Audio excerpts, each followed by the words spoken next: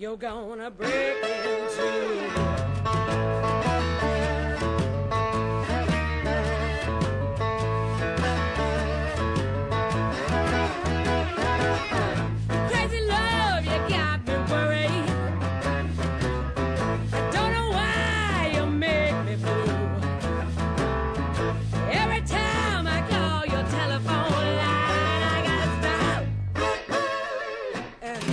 On you.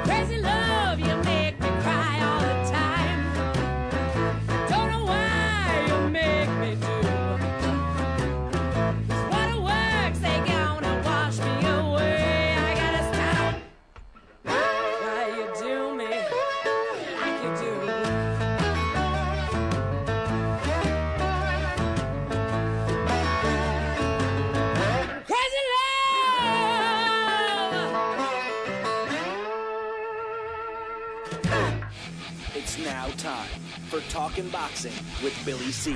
It began as a podcast, went live on the net, and transformed into a full-blown empire. Across the web, on Fight Now TV, and on radio stations around the world. It's the only daily boxing talk radio show on the planet, hosted by the only guy with the balls to do it. Many have stepped into the ring. Many have tried to take the belt. And one by one, they've fallen. Another victim of the undisputed heavyweight champion of boxing talk radio. Talking Boxing with Billy C. is on now.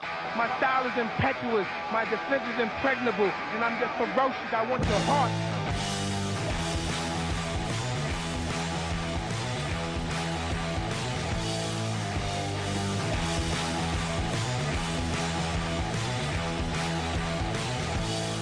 And we'll come to you live from the Billy C studio in Lake George in New York. I'm Bill Caligiuri. It's time for Talking Boxing with Billy C. Good morning. Good day. Good evening. Blah, blah, blah, blah. Hope you're doing all right. It's my Dracula impression, in case you didn't figure it out. Don't forget this show's being brought to you in part by, you got it, Cat's nationwide luxury transportation service. If you need a limousine, you're someplace in the U.S. of A., give my girl, just remember though, she's my girl, give my girl Kat a call, 202-351-7496. That's 202-351-7496. My girl Kat and her nationwide luxury transportation service is the official limousine service of the Billy C. Boxing Hall of Fame induction weekend set for this November 16th, 17th, and 18th in beautiful downtown South Glens Falls, New York. Make your plans now. She's worth coming just to see her. And by the way, you know, you're going to see her. If you haven't seen her, you can check her out up on Facebook. And also, we're going to be putting a page up on Billy C. Boxing for her. I spoke with Kat yesterday. You know how people that are going to get married, we talk every now and then, you know. But I get all kinds of emails about her, and she calls me yesterday and she says, "Man, what are you saying? what are you saying? I get all these calls all the time." Well, I'm giving out your phone number. What do you expect? If you need a limo, man, call my girl. 202-351-7496. The show's also being brought to you in part. Oh, I forgot to tell you about getting your tickets to the Billy C. Boxing Hall of Fame thing. Yeah. All right. The show's also being brought to you in part by Campanaro and Tomkovich. If you need a lawyer, use the ones that keep me out of trouble. I don't care if you need, some paperwork, some paper drawn up. Maybe you bought a new house. Maybe you're selling your house. maybe the government's coming to take your house. I don't know, like me. But maybe you have a will. Maybe you have a way. Maybe you have a criminal issue. Maybe you have a matrimonial issue. Whatever you need, whatever your legal needs are, let Campanaro and Tomkovich knock out your legal problem. Tell them Billy C sent you, and tell them that I'm going to pick up the consultation fee. And tell them that they're going to need to get a lawyer to get the money out of me now. Give them a call, 845-221-4099. Uh-oh, I'm in one of those moods today. 845-221-4099, Campanaro and Tomkovich. And, of course, my friends over at the Halftime Bar and Grill, Route 9, South Glens Falls. Guess what? I am going to be there tomorrow night for Friday Night Fights. Come on down to the Halftime Bar and Grill. Check it out. We are going to be talking about and promoting the great show that's coming up May 18th down at the Times Union Center. I say down from where we are, maybe up from where you are. Star Boxing. What an event. They have Raymond Serrano, Kareem Mayfield to the main event. And we're going to be giving tickets away. We're going to be talking boxing, giving prizes away. Come on down. Just get there early because by the time fight night starts, I'm doing the Pee Wee Herman dance on top of the bar. You know, they got my white platform shoes and everything. So come on down. But do me a favor. Let me do all the drinking. Let somebody else do the driving. All right? So if you're going to come, you're going to have some fun. Make sure you don't drink and drive. If you're coming in from out of town, make sure you get a hotel room. And if you're female, I'll be glad to. No. But anyway, that's all happening tomorrow. A couple of things before we get into, all right? Before we get into reading the emails. Well, first of all, coming up a little later on the show, we got Daxx Khan. But I got to give it a very, very, very important shout-out to a member of the Billy C family. And although I've only known him for a relatively short period of time. This guy, when you meet somebody, you can just tell that, you're going to have a long-term relationship, and it's going to be a good one. Well, that's how I feel about my man, Tony Treem. And I want to give a shout-out to him because he underwent a procedure yesterday that's going to have to be followed up by another one in a month or so. And I just want him to know, because I know he listens to the show, that we're thinking about him. And he's real important to us, and we can't wait to have him back. And if you get a chance, drop him an email. If you don't have his email address, drop me an email, and I'll forward it to him. Tony Treem, all I could say is keep throwing them punches in bunches, my man. Keep throwing the punches in bunches. Tony Treem, giving him a shout-out, my man. One other thing, actually two other things I wanted to mention. We got the forum. Don't forget about our forum, man. We did, the forum was going so good, man, so good until we had an issue. I won't mention any names, but it had, I'll tell you his initials. His initials were the infamous Joe Santaliquito. We had an issue with him at the time. We ended up having to pull a post that got out of hand, and everyone got mad at me because they thought I was censoring the forum, which I never do. I am totally. Come on, man. This show's based on opinions. You think I want to censor anything? And a lot of people left the forum. I'll be honest. A lot of people left the forum. They got pissed off. Well, listen. Come on back. Check it out, because most of the people, 99.9% of the people that are members of that forum, are really good. And some great stuff in there. We got some people trickling back. So go check it out. You can get to it by visiting the website, www.billycboxing.com, and click the forum or message board. I don't even know what the hell it says. But go there, damn it. Would you go there? And the other thing I wanted to mention is that, well, by the way, we're not doing a live show tomorrow. So that's a programming note for all the radio stations and all the TV that gets us and the video replays and all that. You will be getting a show. But sorry, no live shows, so that means no podcasts. But the premium podcasters get to go back and listen to everything we have.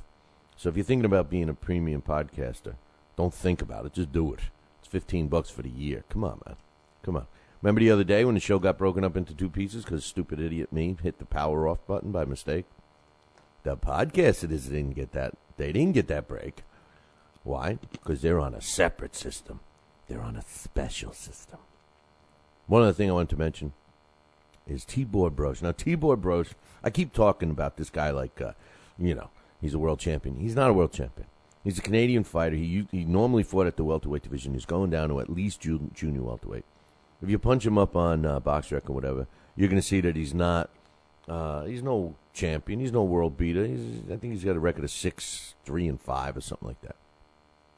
But when I tell you that this kid is a throwback fighter, this is the kind of fighter that I want.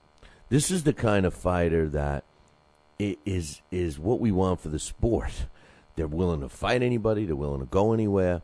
They put on a good show. People underestimate him, and he's there. He gets better and better every time out. He was just involved in an accident, and he came back. I'm going to have him on the show next week, and make sure, if you're one of these listeners that, tune in every so often or whatever, make sure you tune in next week. He's scheduled to be on the show on Tuesday.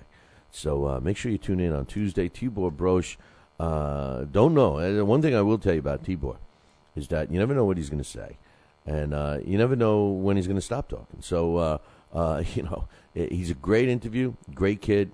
Do yourself a favor, listen to the interview. It's going to take place on Tuesday of next week. All right, here we go. I want to start off the mailbags, and we got a lot of them today.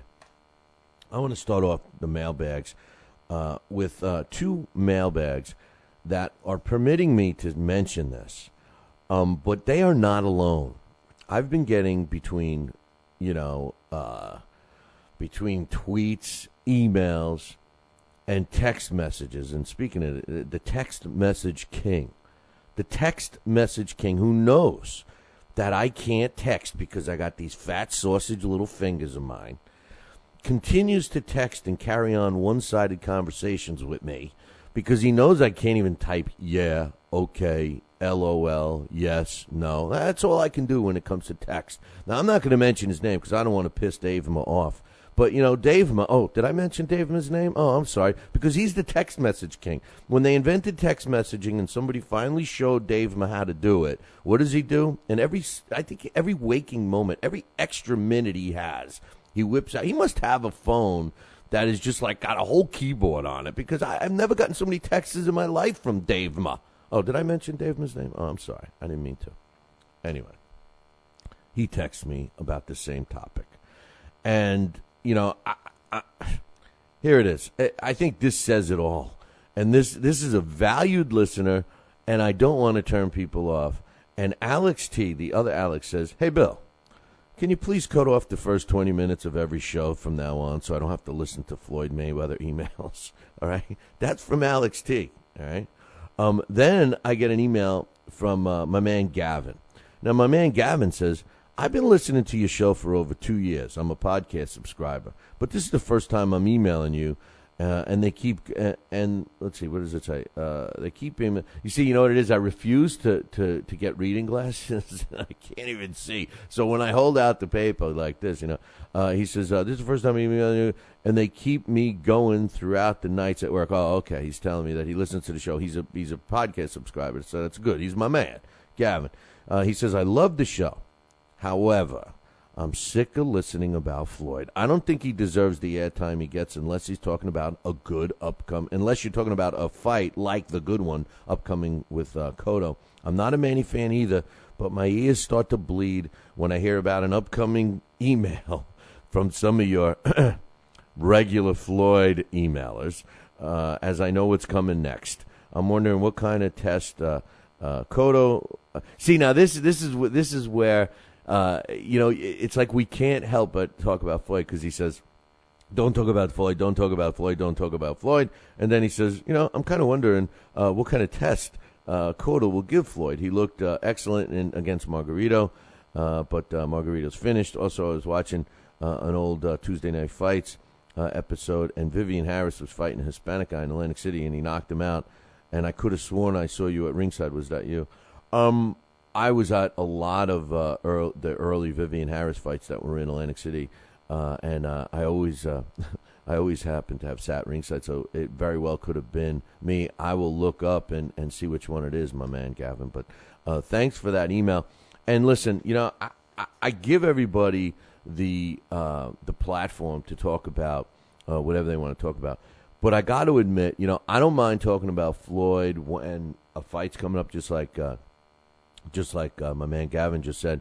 And I certainly don't want to not talk about Floyd, when it's relevant.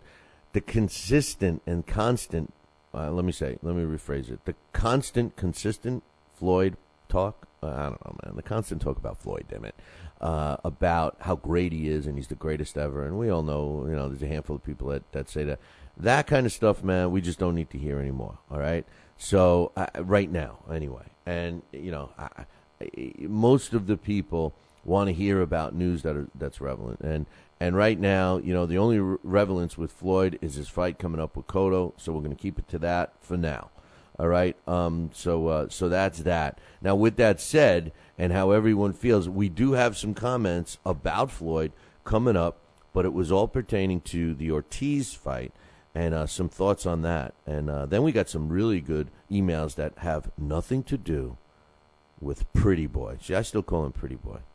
If you're in upstate New York and you need a trucking company, then you need Roselli Enterprises. Roselli Enterprises is trucking at its finest. They have it all. Dump trucks, dump trailers, walk-in floors, flatbeds, flow boys, tankers, loaders, and a full line of roll-off containers for any job, big or small. Roselli Enterprises is also the source for all your sand, gravel, and topsoil needs. Visit them on the web at RoselliTrucking.com or call 315-433-5115. That's 315-433-5115 and tell them Billy C sent you. Are you ready, America? Then let's get it on with Fight Now TV.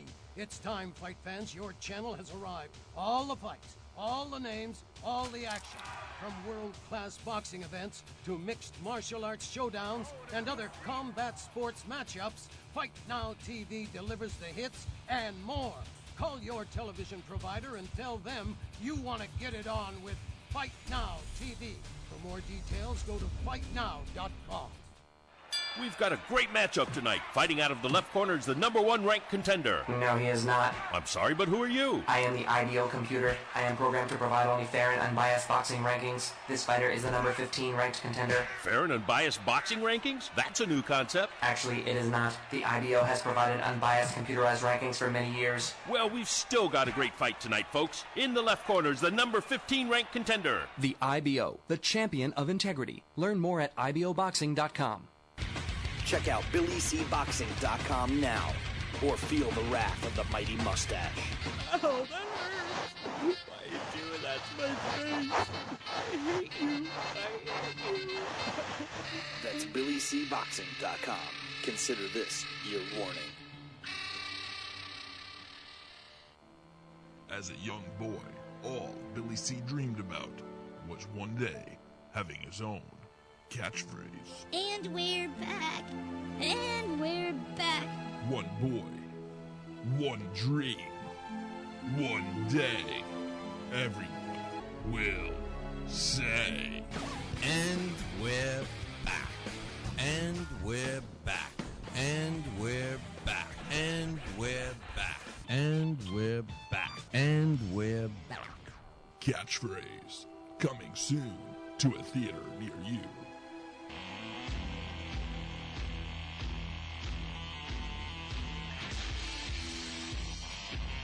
And we're back. You are listening to the Talking Boxing Pussy Radio Show. Don't forget, check out the replay daily, www.billycboxing.com. And speaking of billycboxing.com, we're going to have a new poll question up today. Guess Tyson won the last one. That was a tricky question. Dax is like, I think you worded it wrong. I think you worded it wrong. Yeah, I think I did too.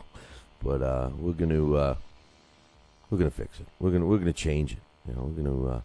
You know what? If you're listening to the show live right now, or if you listen to it fairly quickly, and we are, I know a lot of the podcasters listen a day behind, but we are talking Thursday. If you've got any suggestion for this week, a new poll question, let me know. Here's what I'm gonna do. During the break, I just kind of glanced over these next couple of emails. And what I'm going to do is I'm going to read all three emails because they're actually pertaining to the same thing.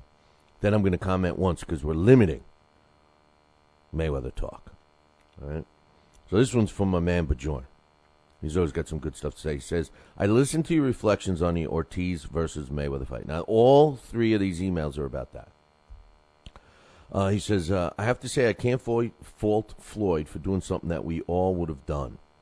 Not hitting someone when their hands are down is a courtesy amongst men of our out of mutual respect. The courtesy went out the window when the flying headbutt and series of kissing and hugging took place. I mean, as a fighter, Floyd must have felt disrespected, and he was going to knock out that kid with his first legal opportunity, and Victor knew it because he would do the same thing. We're all men at the end of the day, and Victor knows he got what he deserved. He did not want to fight after the headbutt because he knew what was coming. He was trying to cop a plea by hugging and kissing. And what fighter doesn't put their hands up even after the first punch he did without even attempting to raise a glove? But you are right. Ortiz should have been disqualified. Okay, that's one. All right. The next one says, and this is by a first-time listener, I think, Thomas. And Thomas says, Billy, that Ortiz fight with Floyd was exciting as hell! Exclamation point. Floyd stood flat-footed, came forward, threw combinations, and the KO was the most venomous thing I have ever seen. There's that adjective again with Floyd, and I like it. I like it. I don't know who came up with it, but he says it was the most venomous thing I ever saw Floyd do in my life. Floyd finally showed his killer instinct, and that knockout was all over the news. Yeah. The HBO commentators call it classless, but this is boxing. They were supposed to be excited to see Floyd show that side of him. The UK commentators jumped out of their seats, and Bob Sheridan yelled, "Oh," and as Ortiz tries the sportsmanship, Mayweather makes him pay. What a rookie mistake. You don't hang in the kill zone with Floyd Mayweather. Anyone who disagreed with Floyd finally showing his aggression and ruthless side needs serious help. And the Marquez fight was his sharpest fight. The defense, the accuracy, the speed, the reflexes. I know you try to lie about him being boring, but we all see through that. Okay. And finally, Bronnerby says, hey, Billy, that Ortiz fight with Floyd was memorable. That fight was all over the news and the most exciting KO I had ever seen in boxing history. His fight with Marquez was super memorable. The sharpness, the defense, are you all the same guy? I mean, come on. The sharpness, the accuracy, the descent, the speed. That was his sharpest fight, and the audience was going, ooh, ah, every time he did a slick defensive move. But his fight with Ortiz was the most exciting thing to happen in boxing in years. You jumped out of your seat when it happened. Yeah, I know. He's saying I even jumped out of my seat. All right, listen, man. I'm going to make this short and sweet. Number one, if your biggest memory of Floyd Mayweather is going to be that fight, more power to you, man. Was it a great knockout? Our very own Alex Papali voted for it to be the knockout of the year, but not because it was an entertaining knockout, because of the significance behind the knockout. And that was his point to me when I argued. I was like, what, Alex? You're letting me down. But listen, I want to address both things. Number one, Marquez, if that's what you want to watch, oohing and on over his fantastic, flawless performance against Juan Manuel Marquez, when Juan Manuel Marquez was, what was it, 16 pounds, 18 pounds lighter than Floyd. Floyd didn't even attempt. He talks about professionalism, being in shape and all that stuff. He didn't even attempt to lose the weight. He paid off Marquez. I don't know this for sure, but I feel this, in my opinion, that was part of the deal. He got the money. Marquez got the money, and he was promised that he wasn't going to be knocked out. I know I got another email that said he was trying to stay sharp, blah, blah, blah. So that's that. You guys all think that's the greatest performance. I'm not even going to comment. Good. As far as the knockout goes, yeah, I know. It was legal. Joe Cortez made the mistake of losing control of that fight. I personally think that fight should have never gotten to that point. I think it should have been stopped. I am not, for 1 minute, saying that Ortiz had any rights to do what he did. All right? And if it were any other situation, and of course I would expect Floyd to retaliate, but not that way. That's just my opinion. If you all think that was a great knockout, and you think, yeah, he's the greatest of all time, you know what? I'm just going to let it go. Everybody's got their own opinion. I don't want to keep giving him that. I just don't want to give him the time. It's just he's not an all-time great to me. Sorry, not yet. When he retires, maybe he will be. But you just can't compare him with these others. I can't. I'm sorry. I don't. So, but that doesn't mean I don't like you guys. But anyway, given quality. No. Don't worry. It's not about Floyd. He says Oscar. Oscar almost lost. Oscar lost almost all of his big fights, so I never thought he was going to beat Pacquiao. This is kind of funny that given quality saying this, because this is the same guy that doesn't want to give Pacquiao just a little smidgen of credit. He always throws Freddie Roach and Bob Arum under the bus at the same time. Now he's saying that he didn't even give Oscar a chance to beat Pacquiao, which I find very hard to believe because 99.9% of the people was like, feeling bad for Manny. They thought they were going to be carrying him out in a stretcher. Anyway, he says, regardless if he was hydrated or drained or not, wrong, Oscar, he's telling me, wrong, Oscar didn't have no ego going into that fight. He was already a defeated fighter who was an alcoholic and drug addict during the time. Oscar De La Hoya wanted the payday, and that's it. You like to see, he also says you like to see bums kill each other. You want to see flawed fighters beat the crap out of each other. He used a different word. That's good for action and blood, but anyone can do that. Anyone can dominate the field. Everyone can't dominate the field like his point is Floyd dominates the field and everyone else. Hey, well, you know what? According to you, given quality, the rest of these fighters aren't worth anything. So why don't you just watch clips of Floyd for the rest of your life and don't even bother watching these other fights? And you know what? I'm not going to comment on Oscar De La Hoya's alcoholic and drug addiction. It was made very public. But if you think for a minute that Oscar De La Hoya doesn't have an ego, you got the blinders on, bro. I mean, he's got an ego almost as big as Floyd Mayweather. And by the way, nothing for nothing, but Oscar De La Hoya, he's the one that seeked out Manny Pacquiao. Pacquiao didn't go looking for him. So I love all of these facts from you guys. We should consider doing a show.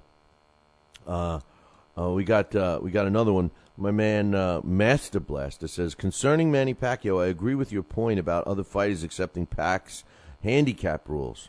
And just to remind everyone, my point is, like I've always said, if you want to fight Manny Pacquiao for the payday, and he puts a contract in front of you, that's the terms.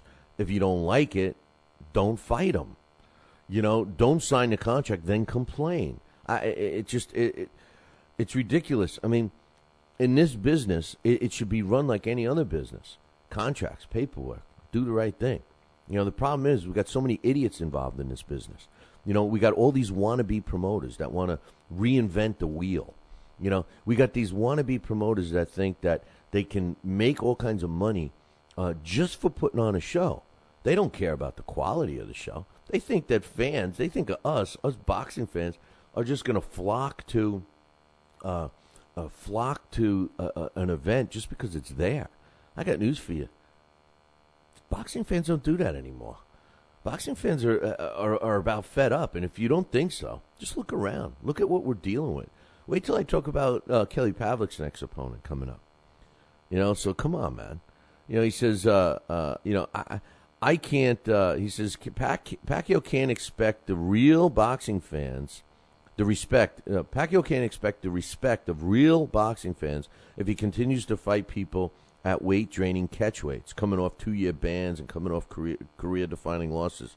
Pac agrees to fight Margarito at 150 pounds, but refuses to rematch Cotto at the same 150 pounds. What does that tell you? The man is a fraud. You say Mayweather versus De La Hoya was a close fight? Are you serious? I'm speechless. Hey, listen, I thought it was close. Wasn't it? If I recall correctly, it was a split decision. So I guess the judges kind of thought it was close too, didn't they? So I don't know, man. I don't know what. I guess Master Blast is similar with the blinders, but anyway, hey, listen, I'm going to comment on some of those Pacquiao statements. We got 2 more mailbags, and as a matter of fact, the last one is a really good one. It's about talking about some fights in the 80s and stuff like that. So hang tight with that. We got some boxing news. We got Daxx Khan coming up all real soon. Are you ready, America? Then let's get it on with Fight Now TV. It's time, fight fans. Your channel has arrived. All the fights, all the names, all the action. From world-class boxing events to mixed martial arts showdowns and other combat sports matchups, Fight Now TV delivers the hits and more. Call your television provider and tell them you want to get it on with Fight Now TV. For more details, go to fightnow.com. Broadcasting in all corners of the globe, on the web and radio. He would scoff at a stretcher, that man, I would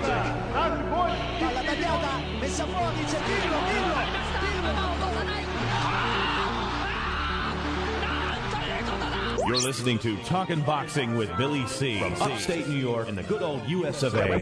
Boxing is here to stay because we are here to stay. The best 2 hours of boxing talk on the airwaves. Hey, fight fans, check out KOFantasyBoxing.com. KO Fantasy Boxing is boxing's only trademarked fantasy game.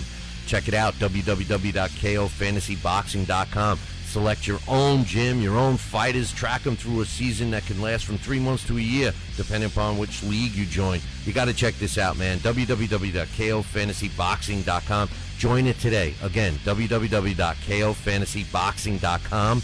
And tell them Billy C sent ya. Now back to Talkin' Boxing with Billy C., the only radio host man enough to take a punch from Mike Tyson. Wait a minute, man. Hold on there. Jeremy, man, I need you to take this one, all right? Wait, what? No way. I can't do this. Need I remind you I'm Billy C, damn it? Now put on that mustache and get in there. Hey, look at me. I'm Billy C. Crap.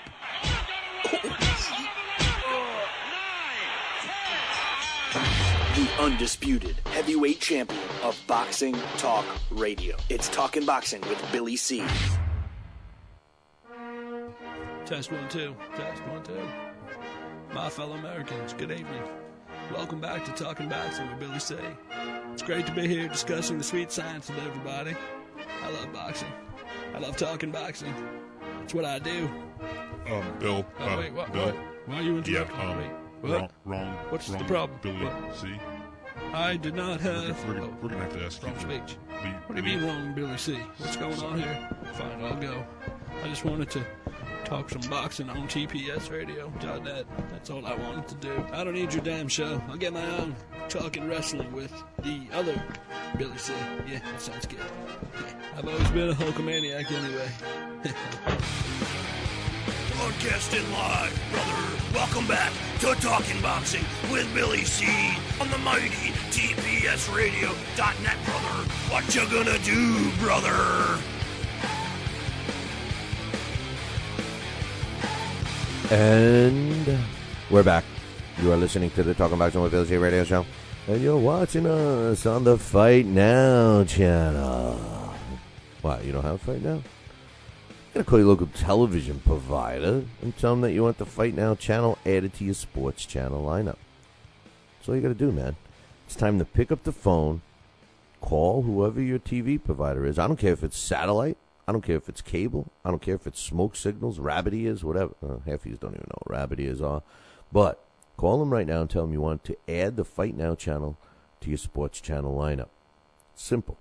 If you want to find out more about Fight Now, visit their website, www.fightnow.com. Remember, every night is fight night on Fight Now. 10 p.m. Eastern Time. Check out the website for the latest listings.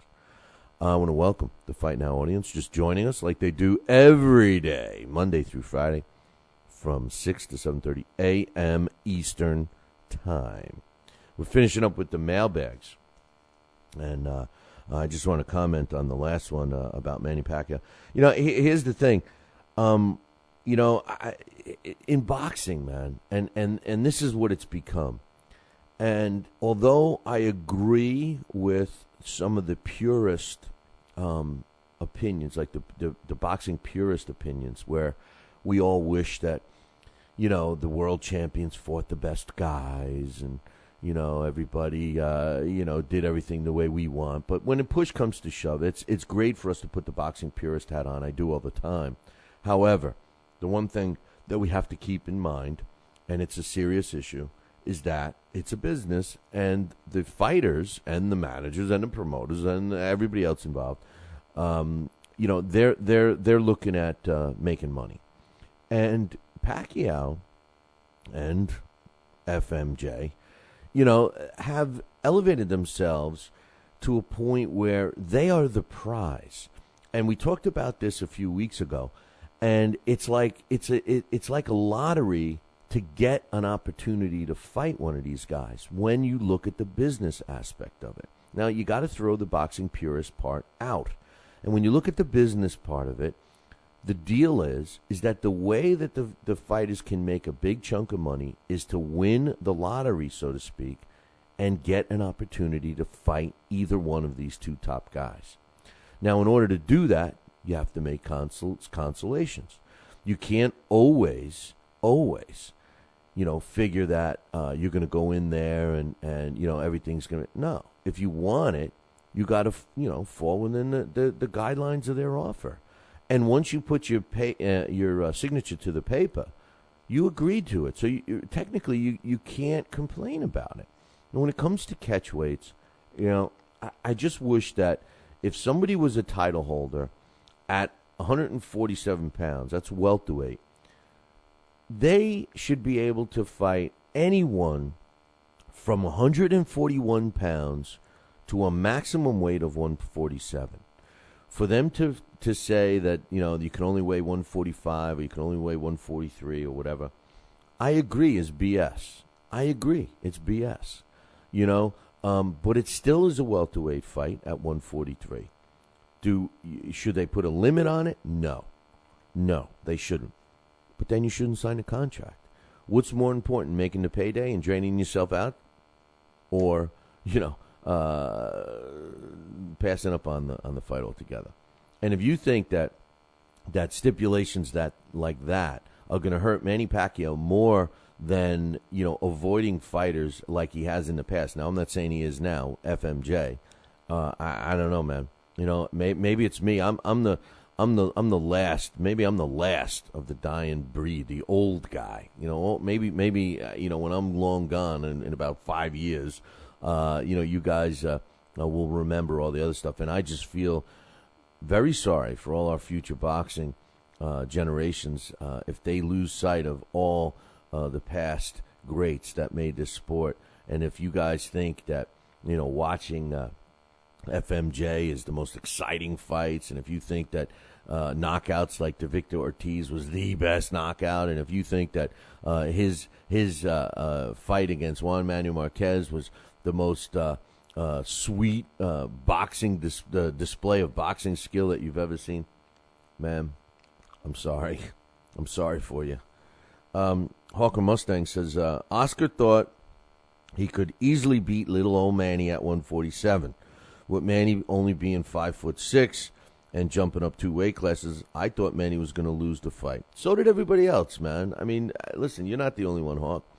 Even if Oscar was a bit past his prime, Oscar was the betting odds favorite. Not only was he betting odds favorite, people, I'm telling you, if you go back and find some stuff, people were literally scared for Manny in that fight.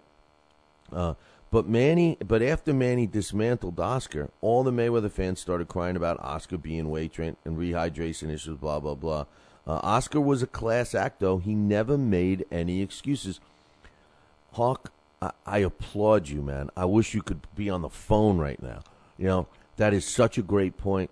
Of course, all the Mayweather fans. You see, the Mayweather fans and the Pacquiao fans are the same thing. I make the analogy just like a Red Sox and Yankee fan. They hate each other. They both say how bad each other's fighter, or in this case, the teams are, but they're the same kind of fan. Same kind of fan. But you are 100% right, and Oscar needs to get that credit. Throughout his career, Oscar did 2 things that Floyd has not done. Okay? Oscar did both things that Floyd has not done. Number 1, Oscar fought everybody. And not only did he fight everybody, he seeked out the best and never turned down a challenge. That's number one. Okay, Floyd can't say that. I don't even want to get an email from you giving Quality about that, telling me I'm wrong, because Floyd cannot say that he fought everybody available and did not duck one person that offered to fight him. Floyd can't say that. Oscar can. And I'll tell you another thing that Floyd cannot say. Oscar never made excuses.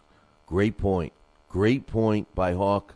And we all know that Floyd does make excuses. As a matter of fact, our very own I'm calling him our very own Floyd Mayweather expert, Given Quality, sends me video clips of how Larry Merchant was disrespecting Floyd, which I agree he was. And in it, Floyd starts off, and I remembered, as soon as I saw the clip, I remembered the fight. I'm saying, oh, yeah, I remember thinking exactly that.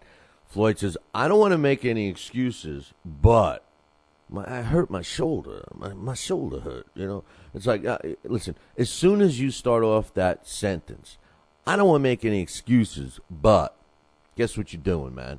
You're making excuses. So Oscar never did that. Floyd has. That a boy. One point for Oscar. 0, Floyd. Hawk says, great show, Billy, no doubt. Abril won the fight.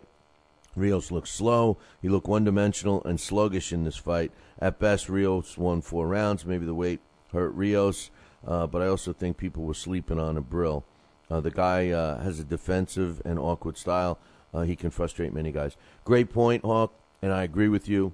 But keep one thing in mind. A lot of people are talking about Brandon Rios, going, not, having a hard time making weight and all that stuff. The thing about that is that, he definitely looks slow. He definitely looks slow. I mean, you gotta figure out what the deal is with Abril. I just think that Richard Abril blew it for himself because he wasn't throwing enough punches. I think he was doing what he wanted to do, but he was not throwing enough punches at all, and that became the issue really. Anyway, I'm just realizing that we made a major blunder here with the rankings, right? Because the rankings are out now, and unfortunately, for some reason we had. I think there's an error here. Yeah, there's definitely an error here. Richard Abril was supposed to be moved up in the rankings, and for some reason I ended up getting him into the junior welterweight. So I'm going to fix that. That's up on our website right now, so I'll take care of that one. Sorry about that, guys. All right, here's a great email. It's the last one. And guess what? It has nothing to do with Floyd or Manny Pacquiao, thank God. There's so many other things that we need to talk about, But... I'm going to comment on David Allen. He says, Jesus, Billy, Rios got beaten by Abril hands down. Come on. Listen, I had Abril win in a fight. I never said he didn't. I just think that I could see why it was closer than people think. Richard Abril was throwing 1 and 2 punch combinations and then getting out of the way or holding or whatever. All I meant was if he would have thrown 4 and 5 and 6 punch combinations, he would have won easily. The other issue that he had was that he kept the fight in one area of the ring, and all those punches that we saw from the camera angles that Abril had his glove up and Rios was hitting that glove, maybe the judge's view thought that they were landing. I mean, I wasn't there ringside. You got to give the ringside people the benefit of the doubt. From my television, I agree with everybody else. I thought that he won. I thought that Richard Abril won the fight. But that's me. That's me. All right. Here's a good email. This is from, speaking of David Allen. No, it's not from him. I don't think he knows how to write. He can type, but he can't write. But my man Sammy, he's from Newcastle. He's from England. And, he sends some good stuff. And what I like about Sammy's emails is that he gives me a perspective of, you know, how people younger are viewing things. And it really, I got to be honest with you, Sammy, it makes me feel really old when you talk about fights of the 80s, like I talk about fights of the 20s, you know. But anyway, he says, Bill, I hope you're doing great. I was just looking up some YouTube videos after what you had said. What's the first thing that pops in your mind when you think of fighters like Mike Tyson? And I think it's helped me refresh my memory a lot. Can you tell us, if the schedule allows it or if you have enough time, blah, blah, blah, how was the heavyweight division back? How was the heavyweight scene back in the 1980s? He says, it's bloody hell for people like me who were born in the late 80s. So this kid must be like my daughter's age. Like me, this side of boxing is unknown. But looking at documentaries and video clips is the only way we can learn. Would you mind talking a little bit, if you do, about the heavyweight scene a few years back? Because compared with today, it seems like there were no competitive heavyweights apart from the Klitschko brothers. Thanks a lot. I know this is a request that's out of date, but it's great to hear someone who lived in those days like you. Come on, man. You think I'm that old, Sammy? Come on, man. Come on. I'm only 50. I know it's a half a century. I mean, poor Dick Clark just passed away. Hey, you know, not to disrespect the dead, but you know, Dick Clark, man. I'm just glad that we're not going to have to watch him this year at the New Year's Eve thing. The poor guy, they wheeled him out. I mean, they should have stopped him from doing that years ago. You know, anyway, rest in peace, Dick Clark. Heavyweight division. First of all, I love this question because you know, I've gotten this from a lot of younger fans and viewers and watchers, boxing fans and listeners and viewers to the show. And you know, the beauty of you guys and the world that you live in is that all this information is really there for you. I mean, if you search, you know, the funniest one was when somebody asked me if there was any YouTube videos about the guy that I just wrote my book on, Tom Molyneux. I was like, huh? You know, this guy he fought for the title in 1810. So no, there's no YouTube clips of him. But you know, the funny thing about it, and I get this all the time, is that, you know, although all this data, especially from the 80s, is available to you, because by the time the 80s came, you know, the technology age was already in full swing, and there's a lot of footage all over the place. So you can go and look this stuff up. But from what I understand, a lot of, even though they have all this, you know, info at their fingertips, they would rather hear it told from the old guys like us, like me. And I'll tell you this about the 80s.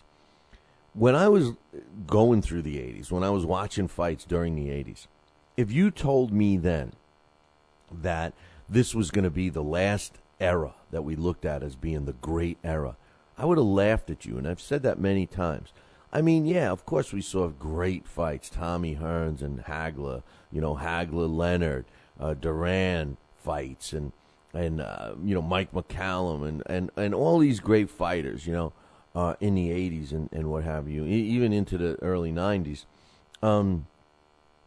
I would have laughed, because to me it was the norm. You know, I mean, it wasn't out of the ordinary. And even at that time, I don't know if people were really thinking that we were watching something that was all that great, because remember, we were coming in after the 60s and 70s when those fights were better than the ones in the 80s. So it was hard to even fathom that we were possibly witnessing, you know, something great. Now you fast forward it now, and we're in 2012, and, you know, we look back at it and we're like, oh my God, what happened? Well, you know, not only from me being 50 years old looking and saying, where did the last 30 years go? I'm saying, what the hell happened to the sport of boxing? In the 80s, I termed, and although he's a Hall of Fame, a Billy C. Boxing Hall of Famer this year, Tim Witherspoon was a world champion in the heavyweight division prior to Mike Tyson. And when I was watching the heavyweight division at that time, after Larry Holmes, you know, was pretty much done, and, you know, Michael Spinks rose to the top. I didn't like Larry Holmes, really. I'm one of the only guys that think that he was he was overrated. I'm the only guy, I think, because everybody says I'm crazy. Even old-time greats, I've asked Ernie Shavers and everything, and they all tell me the same thing, that Larry was great. Now, Larry came, he was that connecting. He came after Ali and before Mike Tyson, so he was kind of in an area similar to what the Klitschkos are in now. The division was not that strong. You had a lot of older guys on their way out that Larry cleaned up, and then by the time the younger guys, the Mike Tysons, came around, Larry was the older guy. So the division was similar to what the Klitschkos are faced with today. As a matter of fact, when fighters like Greg Page and Tim Witherspoon or Terry Norris had a brother named Orlin Norris, he used to fight in some of these fights. I used to call it the heavyweight age of the dinosaurs. I never recall a more boring fight than watching Tim Witherspoon and Greg Page hug each other for 12 rounds. So I thought that the era at that time was terrible. I used to get pissed every time I thought about the fights, and when I was comparing them to the early Ali fights and stuff like that. Now you get a guy like when Mike, and that's what the general consensus was. We look back at now, like even my man Dave, Timmy Witherspoon he told me one time, I loved watching Timmy Witherspoon. I remember watching Tim Witherspoon, Scotty Crouch, same thing. Oh, Tim Witherspoon, and I'm saying to myself, okay, I can appreciate Tim Witherspoon now, but then I couldn't, and I'll be honest with you. But then Mike Tyson came along, and when Mike Tyson came along, what he brought to the sport was a character. He brought excitement.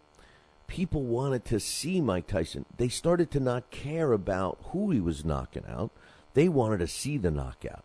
We liked Mike Tyson or we hated Mike Tyson, but either way, we wanted to see Mike Tyson.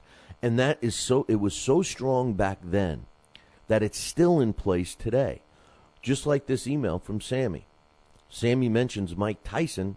People talk to me about Mike Tyson every single day when they find out what I do for a living. First words out of their mouth are, I used to be a boxing fan when Mike Tyson was around. And people ask, what's the problem with the sport today? The problem is we don't have a character like Mike Tyson. We have wannabes. We have guys that do crazy stuff, but it's just not the same. It's not that they just can't seem to back it up. I mean, you get some outlandish statements from a guy like Tyson Fury. He's not going to be the character that we want. He's just, his style is just not there. So, the 80s, the scene in the 80s for the heavyweight division was not as good as we look back on it now. It really wasn't. We look back on it now because it was better than today's. But the truth of the matter was, it was way short of what it was a decade prior to the 80s. And now, when we look at the Klitschko brothers, we have to give them credit for cleaning up the division that's available to them now, just like Lennox Lewis did. All we can do is judge a fighter by the fighters he fights during his era. If his era happens to be a weak era, that's not the fighter's fault, and it shouldn't reflect on whether we think of him as a great fighter or not. It's all based on fighting everyone that's available to you when you're fighting. That's the boxing purist opinion.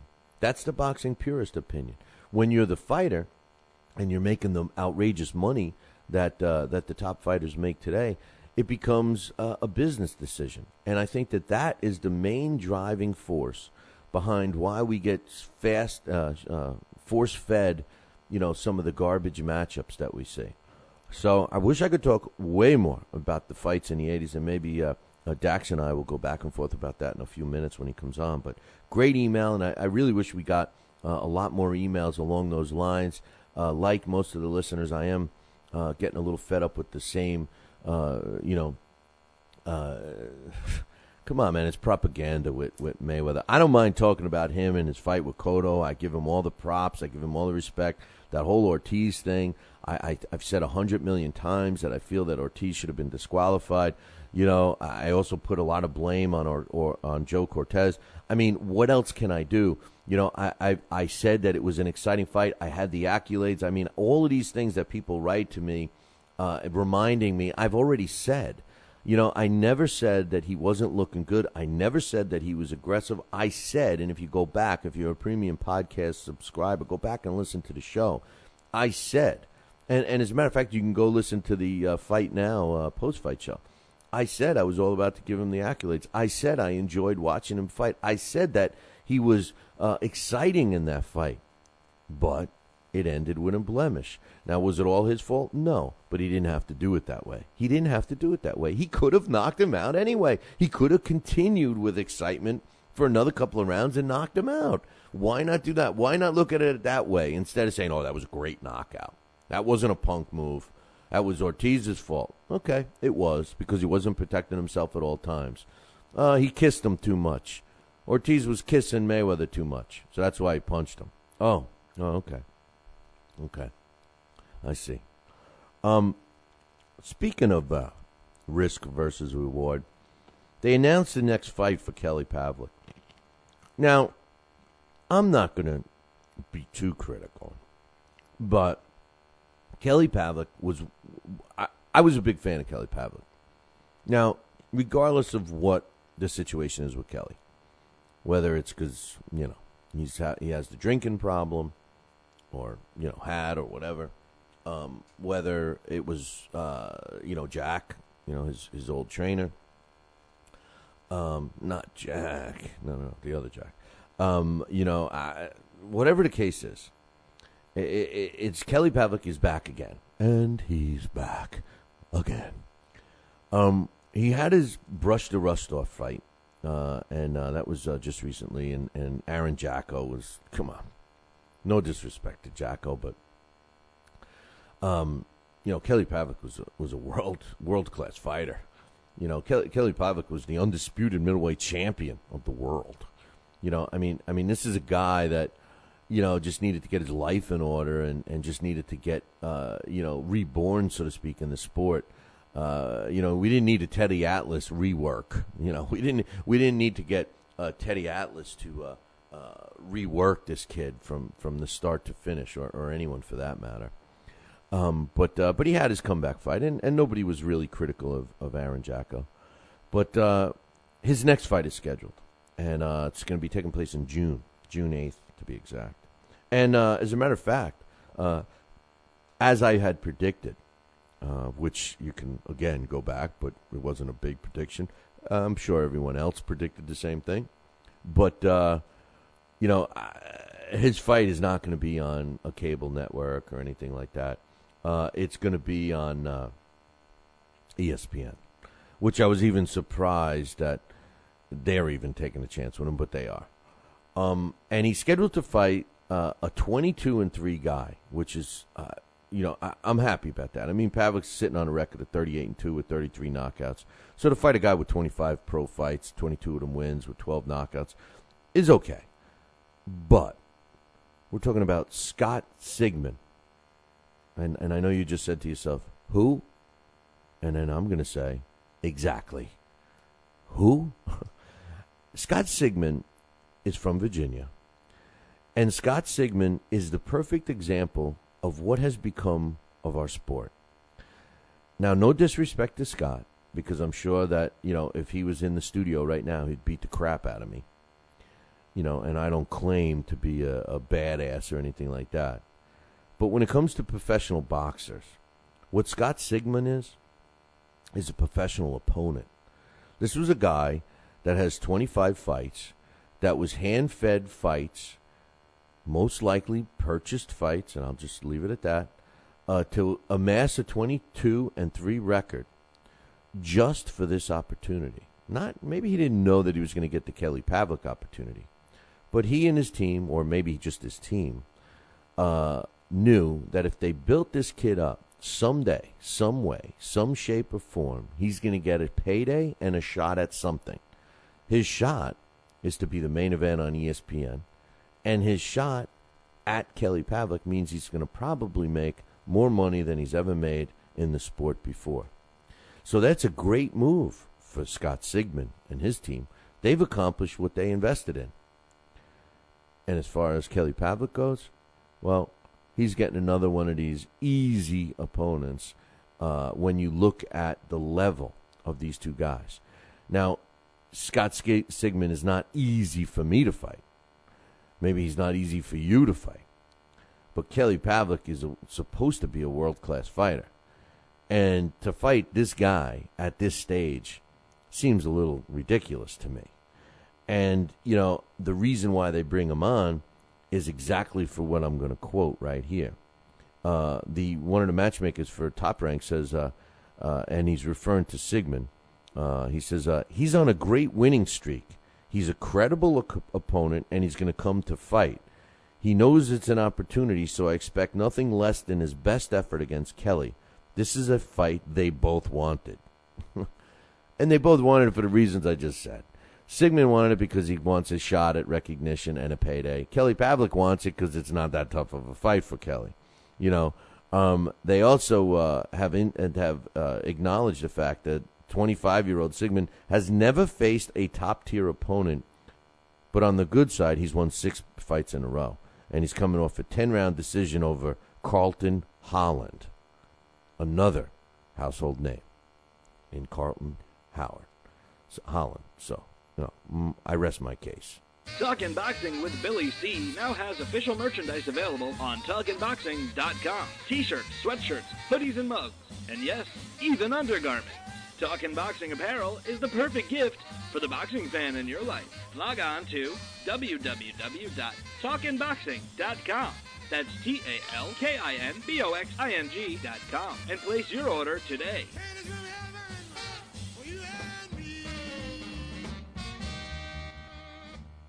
Join us here for 2 hours as Billy and the gang do what they do best. Every time I start talking about boxing, a white man got to pull Rocky Marciano out their ass. Rocky Marciano was good, but compared to Joe Louis, Rocky Marciano ain't. Beat Joe Louis's ass. Joe Louis was 75 years old when he fought. Huh? What? We're supposed to be talking boxing. It's Talking Boxing with Billy C. As Billy C. sits here in the multi-million-dollar Talkin' Boxing Studios, sipping a fine wine before you're even out of bed, you should be thinking, damn, I wish I had a mustache like his. It's the Talkin' Boxing with Billy C. show. He's Billy C., and you're not. Sucks to be you. Now let's dig into our archives and hear a rare interview when Billy C. first became the champion of boxing talk radio. Hello, Billy C. As the new champ, can we ask you a few questions? Why, certainly. Okay, your fans would like to know how you and your corner have successfully walloped the competition. We're not ordinary people. We're morons. Anything else? I'm a victim of circumstance. Did your success finally come when you made the show 5 days a week for 2 hours? What do you think? I'm trying to think, but nothing happens. Now, please tell the listeners what you've learned from making it this far. Certainly. If at first you don't succeed, keep on sucking till you do succeed. Great words of wisdom, Billy C. Keep up the great work as the undisputed People's Champion with your show, Talkin' Boxing with Billy C. Any last words to anyone who's listening? This is your fault, you bonehead.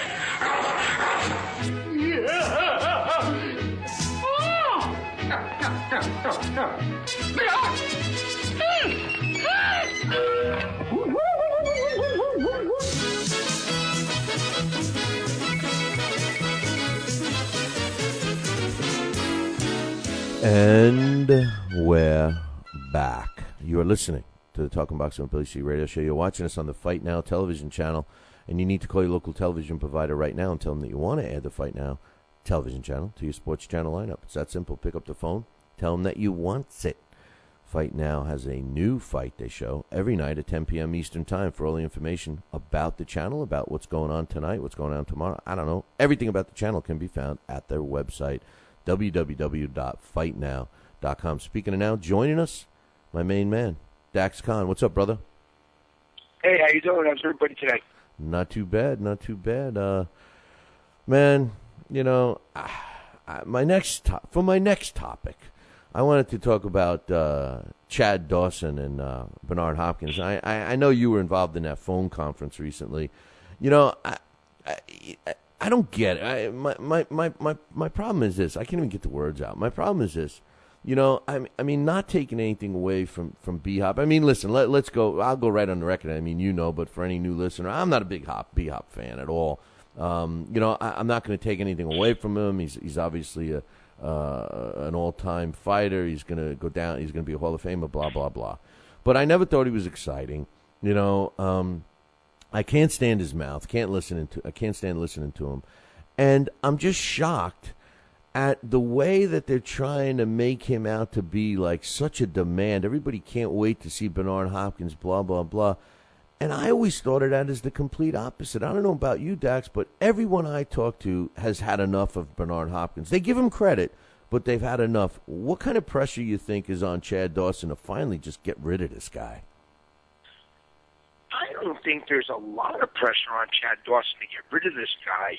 What I think there is a lot of pressure on Chad Dawson about is, will Chad Dawson become another showcase opponent for Hopkins? Because if we see within the last 4 or 5 years, Hopkins has one of two modes. Either he's a big drama scene inside the ring, whether it be the cheap shots, the exaggerations on whether he's been hit behind the head, hit low, or whichever the case may be, whatever at that moment, my shoulder dislocated, whichever the case you want to call it, or it's been he's going in there and he's just dazzled us by beating the younger guys and looking as if he's jumped into a time machine. So with this point in time in Chad's career, if Chad should happen to fall victim, which I personally don't think it will happen, but if he should happen to fall victim the way that Kelly Pavlik or the way that Jean Pascal did, that could really hurt Chad's career greatly. So I think that is the pressure on Chad Dawson right now. Nothing to do with getting Hopkins out of there, because as long as Hopkins is part of Golden Boy Promotions, I don't think Hopkins will forever be in the spotlight. It doesn't matter if Hopkins is coming to the ring in a wheelchair, he's coming to the ring in a walker, he has put his teeth in his mouth instead of his mouthpiece as the bell rings. As long as he's with Golden Boy Promotions, Hopkins is always going to be a main event fighter.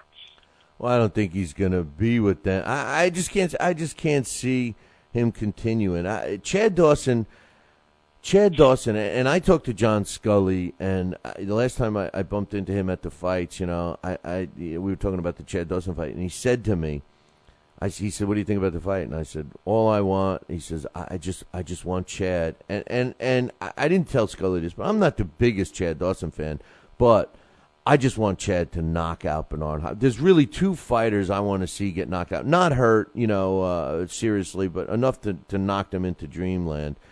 Is Bernard Hopkins and, of course, Floyd. I mean, they just need it. Mention Floyd Mayweather one more time, and you are replacing Kelly Pavlik on ESPN. I tell you, it's aggravating. It's aggravating, and the listeners are getting aggravated with the talk. But then I get the email of somebody, please don't talk about him anymore. Hey, what do you think about him against Cotto? I mean, come on, man. But I don't know. Back to there we go again. Back to Dawson.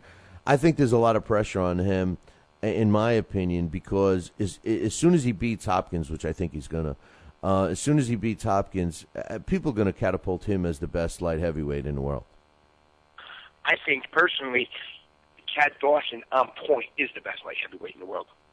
I think that Chad Dawson was unfairly and again, I'll make that a point. As you said before, I'm not the biggest Chad Dawson fan. I'm a Chad Dawson fan, but I'm not, the president of the Chad Dawson fan club. Like you are with Lennox Lewis. I think that Chad Dawson is the best light heavyweight on the planet, and I think that he was kind of unfairly pushed aside and considered overrated because of his loss to Jean Pascal. Well, Jean Pascal, when he's in shape and all that stuff, I mean, he's not a slouch fighter. I mean, he's one of the best light heavyweights in the world. We got a lot of really, really good light heavyweights. There's no question about that. The weakest link is Bernard Hopkins when you think about it. I mean, I got my light heavyweight list right here, and the light heavyweight, I mean, the way we have him ranked, I mean, we have Bernard ranked at number 1, because of the panel, not because of me. But Chad Dawson, Jean-Pascal Tavorius Cloud, Gabriel Campillo, I know you love him, Zolt Erdai, which I don't know if he belongs there right now, but Nathan Cleverly, Bebot Shumanov, who's similar to Campillo, they're both underrated, Adrian Dakanu, who maybe shouldn't still be in the list, and Cairo Murat, which is also questionable. Those those are the top 10 that we have. And, when you start thinking of matchups, against each other, I mean, every one of those fights sounds exciting unless you put Bernard Hopkins in one of them. And Bernard Hopkins fights, well, as the amazing thing is, as we all know, the amazing thing is, and I'm repeating Bernard's words, is that every fight that he goes into and he beats a younger guy is an upset because he's 47 years old. Yes, of course, you should have been retired long ago, Bernard Hopkins, not because of any personal feelings towards you, but because you're 47 years old. That's a rarity, and that's why you've made history. But if he goes in there and he does fight and he just does perform instead of having to try and take the easy way out nowadays, which seems like that's what he does, he'd rather go through the effort of taking the easy way out rather than just go in there and perform and win these fights. Bernard can be entertaining, and Bernard can hang with any one of these guys at 47. It's just he chooses to make himself look like this. I can't, only four-letter words can describe the way I feel about Bernard Hopkins and his performances and his actions in the ring lately. And Tuesday just really got under my skin. I talked to you directly after that conference.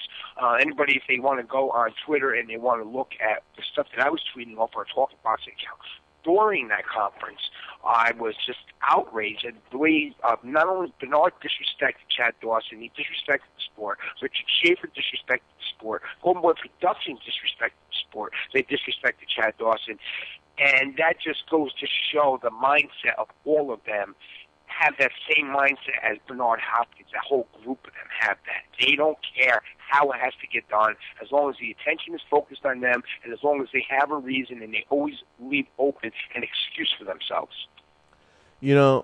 They claim that ticket sales are going really, really well. They claim that they even had to open up some extra areas to sell more seating and stuff because of the high demand. But what interests me is one of the statements that your buddy Bernard said during that conference call. He says, the only thing I want to do, and this is at the end of a long-winded quote. He says, the only thing I want to do is show up. And he's referring to people, coming to the live gate or whatever. He says, whoever can make it, make it. Whoever don't, he said. It'll be on TV.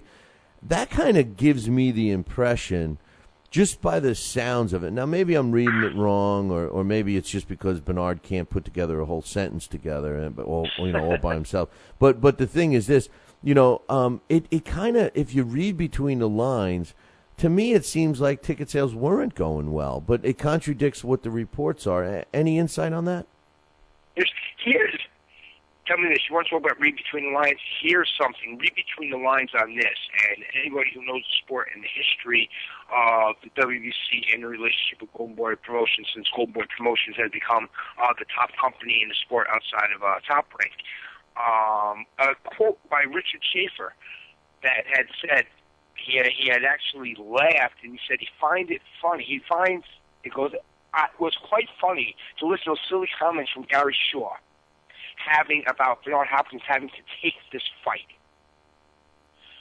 And right before that, Gary Shaw had mentioned about the fact he had to go and appeal down with the WBC. They had to go to the appeal committee. They had to actually get to a meeting, and he had to present his case, and he presented his case well enough to get this rematch forced. And Richard Schaefer, more than one point in time during that phone conference, implied that this was being done as a favor. Bernard didn't have to take this fight. Bernard was taking this fight because this is what Bernard wanted to do. He wanted to show that he still had it. And any time that it was even slightly hinted or mentioned towards about the fact that this was mandated, Schaefer found a way to dance around it. In fact, there was one point in time where Schaefer said, I was at Bernard's house last week. Bernard Hopkins has more titles than most people have pants. He didn't have to. He doesn't need this WBC title to defend it. But then why did you guys sit there and go through all these big the motions and the steps of down there and fighting the fact that fighting the fact that Gary Shaw was petitioning the WBC, and then you're coming out of your mouth a little while later saying he didn't have to take that fight anyway. And I talked to John Scully later on Tuesday, and John said the same thing, because the WBC mandated it. So Richard's saying, but Bernard doesn't care about the titles, but they're taking this fight the fight's taking place because WBC mandated it. The whole thing just seems a little bit funny to me. If you put it all together, something doesn't seem right. Somebody's bamboozled somewhere. Or maybe I'm looking a little too deep into it. If that fight, if the decision wasn't changed to a no contest, we would have, I don't know if we would have ever seen Bernard Hopkins again. There's virtually, listen, putting aside his accomplishments, putting aside the fact that it's a layup that he's going to end up in the Hall of Fame, putting all those issues aside, and I'm not going to argue with anyone. I agree with whoever believes that he's going to do that. But there comes a time when enough is enough. He had more than one opportunity to go out on top. You know, I thought he could have went out on top after Pavlik, but no, he gets another chance to do it when he finally becomes the oldest world champion to win a major title, blah, blah, blah. He gets to go out on top. No, he decides not to. You know, greed factors keeping him in. You know, the truth of the matter is it's the same. It's almost the same thing that, in my opinion, that's happened. Although it's, you know, a little different in performance, at least from what we've seen. It's almost the same thing as Evander Holyfield. You know, this is a guy that's just hanging on, and it's the fans and the sport that finally says, like they did to Evander, you know what, and people just stop calling him, you know, and you know, you're forcing the guy into retirement. If you called Evander right now and asked if he's retired, he'd say no, that he's still active. You know, and it's almost... Yeah, exactly. I'm ready to fight right now. I know, and the thing That's is... not what it sounds like, too. Well, the point is that with Bernard Hopkins, he makes it like everybody still wants to see him. And every single person, whether they like Bernard Hopkins or not, that I've ever talked to in the last year and a half to 2 years has told me they don't want to see Bernard. That Bernard's boring. It's, you know, those buys were terrible. Why is he going to this fight isn't going to be a pay-per-view, right? This is going to be because the pay-per-view did HBO, I don't believe it's a pay-per-view. Yeah, because who wants to see Bernard even at his best? If you think Bernard's never been a draw. Bernard has never been a draw. No. Bernard for a short period of time. You know when Bernard was the biggest draw? For about 3 years. No, for about the time when Field had that middleweight tournament when he knocked out Felix Trinidad and he beat up on Felix Trinidad. From that time when he beat up on Felix Trinidad until the time when he knocked out Oscar De La Hoya after Oscar had beaten Sturm, for about a year and a half after that, Bernard was a big draw. And then once Bernard fought Jermaine Taylor for the first time and he lost his belt, that draw was gone. And any time prior to that, Bernard wasn't a big draw. But as a matter of fact, I remember myself speaking about how Bernard was the IBF champion for so long, yet he was like an obsolete champion that nobody even paid any attention to because he was always overshadowed by the Roy Jones great talent. And Roy Jones, even when he went up to light heavyweight, you know, the middleweight division was basically ignored, and the super middleweight division for so long was desolate. And then, you know, for those couple of years, Bernard Hopkins, it almost seems to me like, yes, he got to that spotlight, and now he didn't know what to do. That spotlight kind of faded back away. Well, I enjoyed him knocking out Oscar De La Hoya. That fight I enjoyed. But I'm saying that's the only time he was any type of, if you look back at his career, it was only for that short span of time where I said during the HBO middleweight tournament until shortly after the knockout of Oscar De La Hoya was Bernard Hopkins ever a draw. That doesn't mean he wasn't skilled, but during that time was the only time that, you know, fans actually wanted to tune in and see Bernard Hopkins. And I don't even know, I think you're being kind, because I don't even know if that was the case. I mean, in my opinion, he was never a draw. The best, the most popular time, in my opinion, that Bernard got was immediately after his victory over Kelly Pavlik. I think his popularity was at the highest point of his entire career after that fight. And if I were him and made the money that he made, I mean, he's smart with his money. You got to give him credit. He doesn't spend his money like FMJ. You know, he takes care of his money. We know he's got it. He's a smart businessman. He is a smart businessman. You know, he was at the peak. He's not a smart businessman. He's not a smart businessman? No, sure, he's good with his money, yes. But if you think about, that's the other thing. That was another thing that was always talked about with Bernard. How many mega paydays did Bernard talk himself out of when he was the IBF middleweight champion before he became undisputed? No, there's no doubt. And he didn't make $1 million. I think the Oscar De La Hoya, when he fought De La Hoya, up until that point, that was the biggest payday of his career. Well, and he talked himself out of so many $1 million paydays because he was just so difficult to deal with. He thought he was being smart, but he was just being a loudmouth and a jerk. Well, I don't know if I'm just saying that. I just think that he was at the peak of his popularity against Pavlik, and it was just it was a guy that hey, listen, he can't. He killed himself after the Taylor fight too. You know what? He would have still been popular if he did not complain so much and so significantly about the losses to Jermaine Taylor. He wouldn't shut up about it. Nah, well, he doesn't shut. I just want somebody to shut up. I want Dawson to beat him. And the thing is nothing against Scully because I love John, but I'm not a big Dawson fan, and here I am rooting for the guy. But anyway, enough of that. Let's. Chad was a class act. And, on which is not usual. On that thing, so I'm Chad Dawson, and I have to mention this, Billy, and again, not because I'm a Chad Dawson fan, just because of the way it was won about. The fact that Bernard Hopkins refused to even, anybody who's ever been on the conference calls, media's conference calls, knows how they work. You got either the promoters of each fighter or the managers of each fighter, and then you have the two fighters on the line. And when it comes time to ask a question, you'll say who your questions are directed at. You ask the one fighter, he gets his chance to answer, and then you direct at the other fighter, they get their chance to answer. Bernard Hopkins wouldn't even go on the line at the same time as Chad Dawson. They were picking and choosing exactly on who they wanted to ask questions. Some of the media that they had asking questions, always, when they directed something at Chad, always had to praise Bernard in that question before they got to, what that question was supposed to. If you're asking Chad Dawson a question and Bernard isn't coming on until later, don't mention Bernard's name and his accomplishments. Ask Chad Dawson about his question. And when you watch Twitter and you're on the phone and watch it, and I was tweeting at the same time, people can go back and look at our Twitter account, and you can see people from Gold Boy Promotions were tweeting too. Anybody who didn't have something positive to say that was on that call in Twitter, they were, regardless of the fact you were in queue, you weren't chosen. They chose a guy from the BBC who came on, and his whole question was, well, gee, do you think after the Hopkins fight, or whoever the winner of the Hopkins fight is, they'd like to unify with Nathan Cleaverly? This was this man's contribution. But you know what? Anybody else who sat there and said inside Twitter about Chad either A, winning the fight, Chad dominating, or anything negative about some of the questions and some of the promotions and some of the comments made by Richard Schaefer, they were kicked out of queue. Why is that? That was embarrassing. That was shameful. And when I talked to John Scully later in the day, John Scully's exact words were, and I asked him if I can quote this, Billy, because I don't want to make anybody look bad, and I know sometimes we all say stuff in the heat of the moment.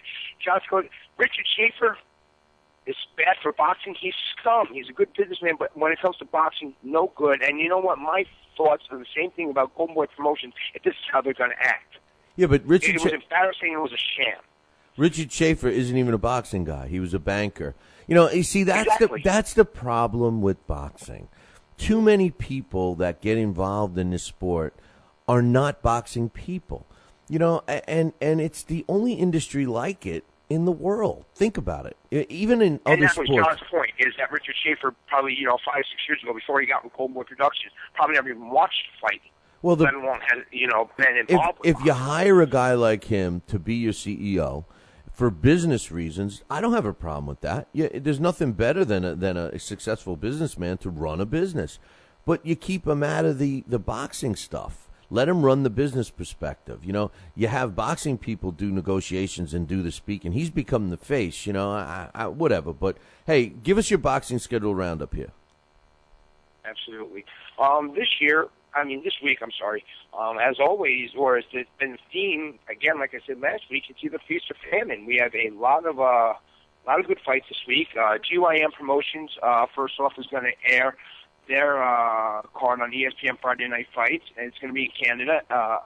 Adonis Superman Stevenson is going to take on Noah Gonzalez Alcoba. Two very hard punchers that have quite a following of their own up in Canada, make exciting fights. They're going to face off for the vacant WBC Super Middleweight title. Vacant WBC Super face-off. I'm sorry, I got that wrong. And on the bill, we're also going to see a couple newcomers in the sport, Eric Barak and Elander Sanchez in heavyweight action. Both are unbeaten. Both have better than 75% KO ratios. They're going to be in separate affairs. So that's going to be a nice way to start off the weekend.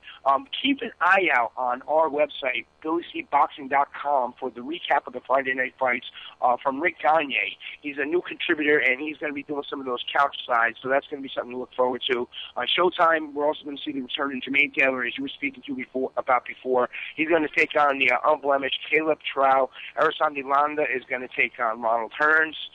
And we're going to see Jose Cabrera. Omar Narvaez is going to be in action this weekend. He's going to defend his WBO super flyweight title. Omar, if anybody doesn't know who Narvaez is, he's the guy that fought Nonito Donaire back in October, who managed to just go through the 12 rounds. He's a forgotten champion, but he's coming back, and he's looking to make a statement. He's looking to bring stuff back to the flyweight division, and he's looking to jump back up to bantamweight. That's going to be aired on Argentine TYC Sports. It's going to be also promoted by HG Promotions. And one of the best cards of this week is going to be in Denmark, Billy. SPAG and Round Zero Promotions are going to co-promote a beautiful event that's going to be aired on Denmark 3 and Sweden 10 TV. In featherweight action, Andreas Evenson is going to face Willie Casey for the division's vacant WBA international title. Blemished Patrick Nielsen takes on Gaston Alejandro Vega.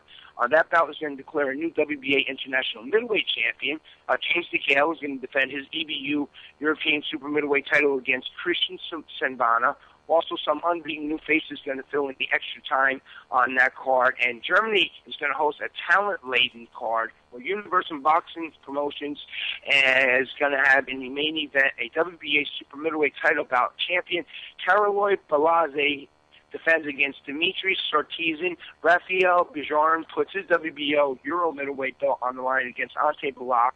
And in heavyweight action, well-known veteran journeyman Juan Carlos Gomez is going to make his return. Also, Darnell Wilson is going to make his return in the separate bout. And former light heavyweight title holder Jürgen Brammer is going to take on Dika Pita Morocco in the 10-round affair. Say that one 10 times fast instead of watching the fight 10 times. And finally, who also going to be on that card is going to be former WBA heavyweight title holder Ruslan Chagayev. Over in Mexico, Xanafer Promotions, Gary Shaw, and Canelo Promotions are going to join forces.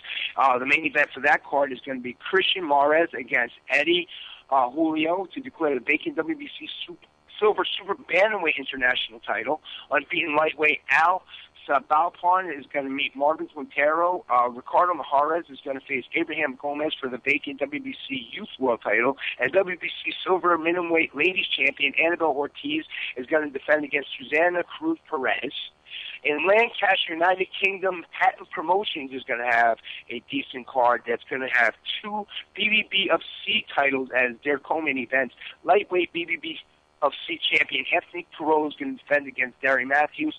Matty Askin and John Lewis Dixon will meet for the vacant BBB of C cruiserweight title. And Saturday on Showtime, once again, boxing action is going to take place as multi-time world title holders Abner Mares and Eric Morel face off. I'm not going to talk about Abner Mares or any of the goo that he ate when he was younger. They're going to face off for the WC Super Bantamweight Championship, and WBA Super World Bantamweight champion Anselmo Moreno is going to defend his title against David De La Mora. Lebrado Andrade is going to return to action that night in the super middleweight class, and he's going to take and also unbeaten lightweight Luis Ramos Jr. is going to face Daniel Ata on that card. Wow! So for just those four cards right there, I know that was a mouthful. Those four cards right there, I couldn't even get them all in there. It's just an amazing 2 nights of fight, 2 nights of action this weekend. Amazing, Bill. As I said, feast or famine. This weekend is a feast that everybody's going to be full, and hopefully the feast remains for the rest of the year. Well, I'm going to pretend there's a famine, and I'm going to be going to feast at the Halftime Bar and Grill for the Friday night fights tomorrow night, man. And obviously, you got other stuff going on, but if anybody else is listening, I'd love to have you come up there and hang with us. And if you ever get a last minute, man, you come on up too. We'd love to have you up there, bro. Oh, absolutely. And anybody goes up there, let me tell you, that's a good time up there. Not only do they have the drink specials, but a lot of fun with the trivia questions. I think last time I was up there, the way it works is you come in, you get a prize, and then you can upgrade later on if you keep answering more questions. No, man. Location. That's not what's happening now. You know what's happening now? They come in and we just talk boxing and then we just give them a prize. We make it real. Now you don't even have to answer nothing. Yeah, all you got the answer. all you got to do is ask for it. Boxing, 3 prizes, some drinks, right. And there's plenty of hotels nearby, so nobody has to drink and drive. Exactly. And what they do is they come in. All they got to do is glance up at the TV that's boxing's on, and we throw them a prize. All they got to do is say hello to me, buy me a scotch, or say something about boxing, and they get a prize. So it's real easy.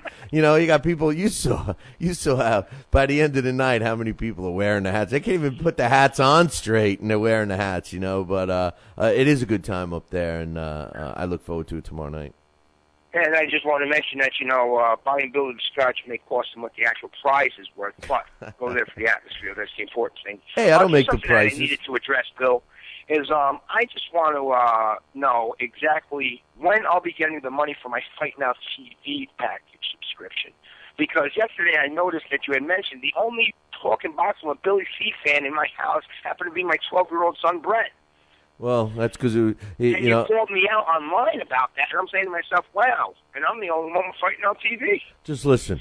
If it wasn't for your son and your wife, nobody would be sticking up for me in your house, man. I got to get to the dog. I got to send some of my people down and chat with the dog.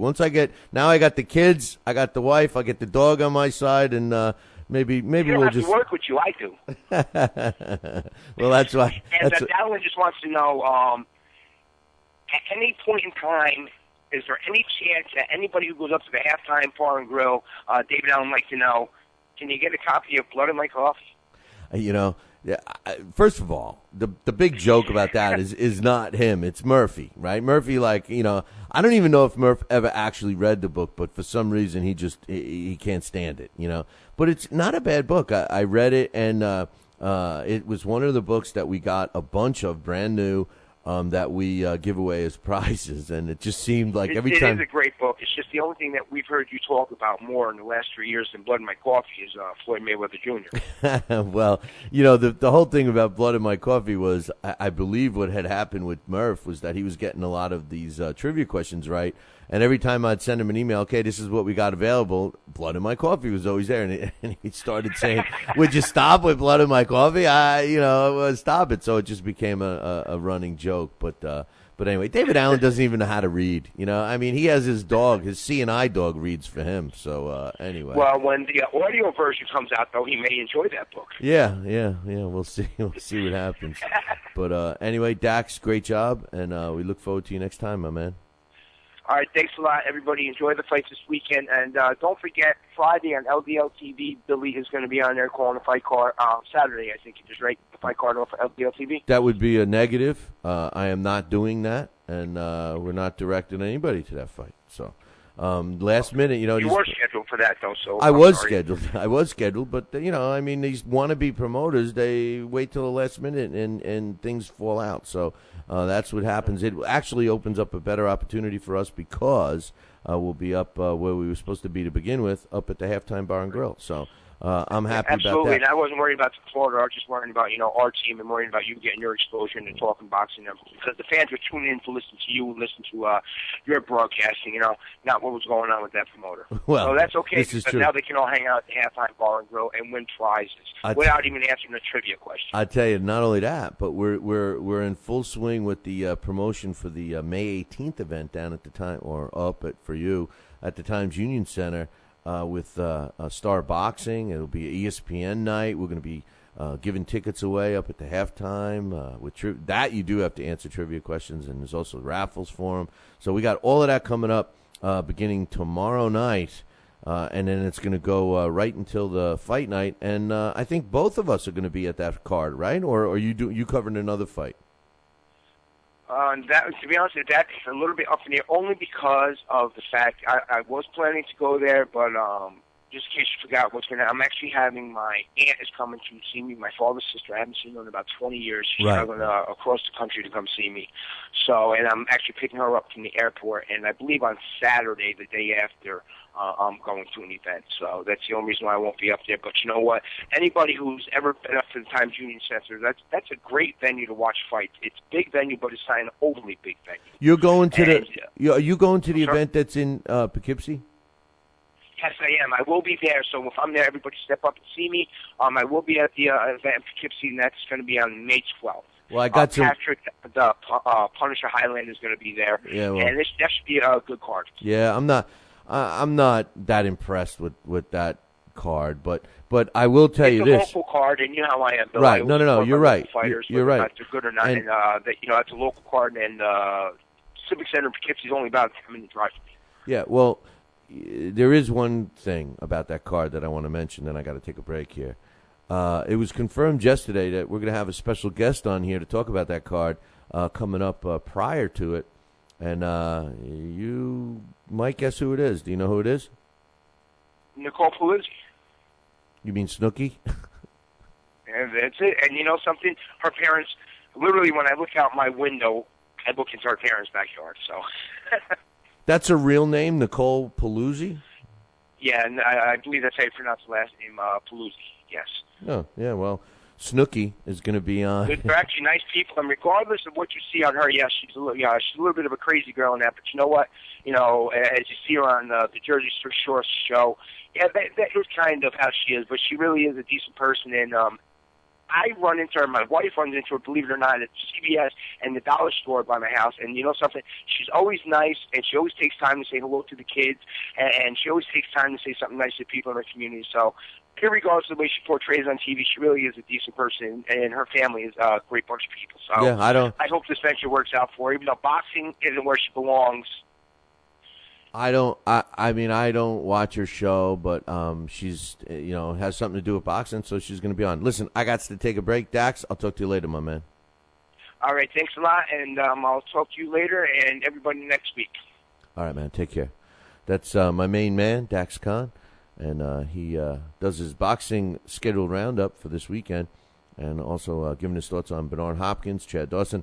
I had hoped that we were going to be able to talk a little about the 80s in the heavyweight division, but maybe, you know what, me and Dax should schedule something to talk about that separately. Maybe do a special, just Dax and I, about the fights of the heavyweights of the 80s. We'll see. The 2012 Summer Olympic Games unfold in 5 months in London. The honor and the history of playing host goes back a long way. How long? That's next on Sports Shorts with me, the Sports Princess. This Your Family Today tip is brought to you by Stouffer's, helping bring your family together with wholesome dinner options, even on the busiest of nights. Find dinner table ideas to bring your family together at letsfixdinner.com. To get kids involved in dinnertime conversation, ask specific questions, not broad ones. Instead of what happened today at school, try what was the best thing that happened today. The more specific you are, the more they'll have to say. For more tips like these, visit us at parenthood.com/yourfamilytoday. Legend has it that the Olympics go back to Hercules, but let's leave Greek mythology out of it. The modern games opened in 1896. Since Athens couldn't afford to put them on, a businessman ponied up the coin. Pole vaulting, weightlifting, shot put, and swimming, few of the handful of events. Since those days, some of the original sports remain. Others come and go, depending on the whims of the International Olympic Committee. Australia, France, Germany, and China have hosted summer games, and this will be the third time for London. As for the Winter Games, the U.S. has hosted them 4 times since they started in 1924 in France, featuring sports like alpine cross-country skiing, figure skating, and such. Between the Summer and the Winter Games, there are hundreds of sports and thousands of athletes. You never know what city is going to get a crack at hosting next. I'm the Sports Princess with Sports Shorts. Now back to Talkin' Boxing with Billy C. He may not have an Excellence in Broadcasting award, but the night's still young. And he's got martinis. So you never know what may be by morning. It's Talkin' Boxing with Billy C. Talkin' Boxing with Billy C. The one, the only, Don King. Makes me feel good, Billy, to have you, the #1 show in the country, Talking Boxing with Billy. So I invite each and every American that's listening to this great show to tune in, because we want you to be there with Billy and me. St. Jimmy's coming down across the alleyway, up on the boulevard like a zip gun on parade. Lights on the silhouette, he's just a buttonette, coming at you on the count of 1.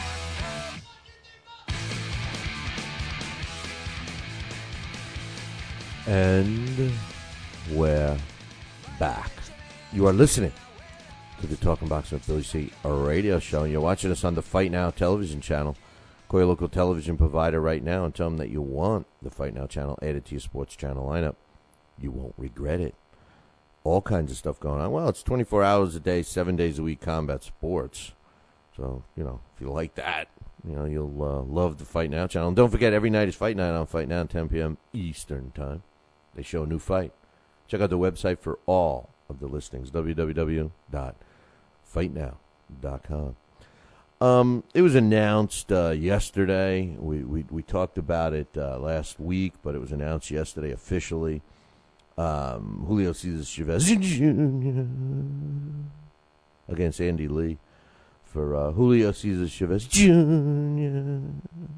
world title. He's got the Jose Sulaiman. I'm sorry, I mean the WBC belt, middleweight. Even though he goes into the ring at about 500 pounds of but Andy Lee gets the fight against Julio Cesar Chavez. Ironically, Lou DiBella is Sergio Martinez's promoter. He's also Andy Lee's promoter. And out of those three guys, Lou, Andy, and Sergio, who do you think is the least happy with this fight? Who's the least happy with the Andy Lee versus Julio Cesar Chavez Jr. fight between promoter Lou DiBella and his two fighters, Andy Lee and Sergio Martinez? Who do you think is the least happy? Well, it's pretty much a layup, right? Sergio Martinez is the least happy. But fear not, Serge. And, I get to call Sergio Serge. Fear not, Serge.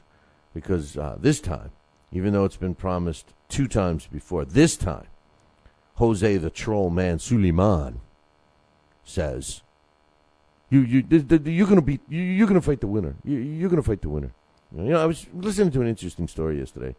The way people regard Jose Sulaiman. Some people, like he sits up on a platform. I don't want to get anybody in trouble, so I'm not going to mention who told me, but a very reliable source told me that, he was at an event, and Jose Sulaiman was there, and it wasn't even Jose Sulaiman's event. He was sitting there, and they put him up on the stage, sitting in a chair, and my buddy tells me that people were lining up the way you would to go talk to, Don Corleone. And people would just come up and say hello and literally kiss his hand. Kiss the ring on the hand. Maybe that's why he thinks he can smack around women and, make statements like, hitting a woman is bad, but it's not anything serious. It's not like robbing a bank or anything. Oh, God, this sport. Why the hell do I even stay in it? Anyway, if you think that the Andy Lee, Julio Cesar Chavez fight's going to be a good one, I tell you what, for the matchups, how styles make fights, let's call a spade a spade. It's probably going to be an entertaining fight. Andy Lee can't miss he can't block a punch. He never met a punch thrown that he couldn't get hit right in the face with. So, with that respect, he's going to be taking a lot of shots. I don't know if he can hurt Chavez. People don't give Chavez the credit. Now, if we were talking about Chavez 3 years ago, okay, but I think Julio Cesar Chavez, what I give him credit for, and I don't want to get any emails about Tom Frank and propaganda, and please don't, but Julio Cesar Chavez has improved. I think the most impressive win for me was, what was it, against Zabik, when he went exclusively to the body, the whole fight. I don't know if he threw any punches to the head, to the body, And, I love fighters that go to the body. It's such a devastating punch, and half these bozo judges don't even score them, but anyway, it's not as, exciting as watching Floyd Mayweather, which is BS. I sleep through Mayweather's fights. I'm sorry. I do. Although the Ortiz fight was good. But anyway, and in case you forgot, June 16th, it's going to be, I believe, in Texas for the fight between Julio Cesar Chavez Jr. and Andy Lee. It's going to be on HBO, so a lot of us will get to watch it anyway. I don't know anything about the undercard. Lee has only lost one time in his career. He's 28-1 with 20 knockouts. And Chavez Jr. He's already got 45 fights under his 46 fights under his belt. He's 45-0 with a draw. He's got 31 knockouts. big question about Julio Cesar Chavez Jr. is, how much is he going to weigh? Will he make the weigh-in? Then how much does he weigh fight night?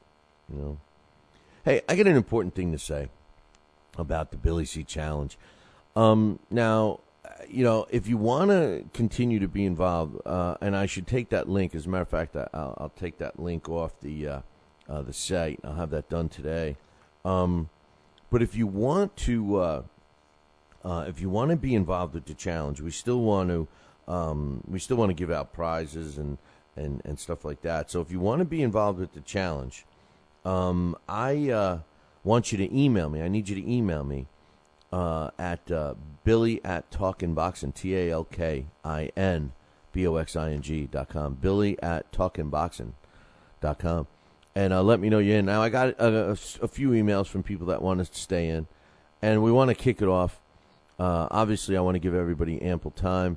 We will, I got some suggestions and stuff, and, to make it fair, we're going to start over.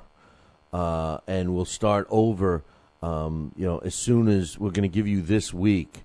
So if we get at least, half of the people that were involved with the challenge in the other way, then we were going to continue with this. If not, I'll just give you my thoughts and predictions on the major fights at the end of the week. And, you guys can boast for beating me for that week or whatever, just one-on-one. But if you want a chance at winning prizes, it's for free. The procedure will be a little different.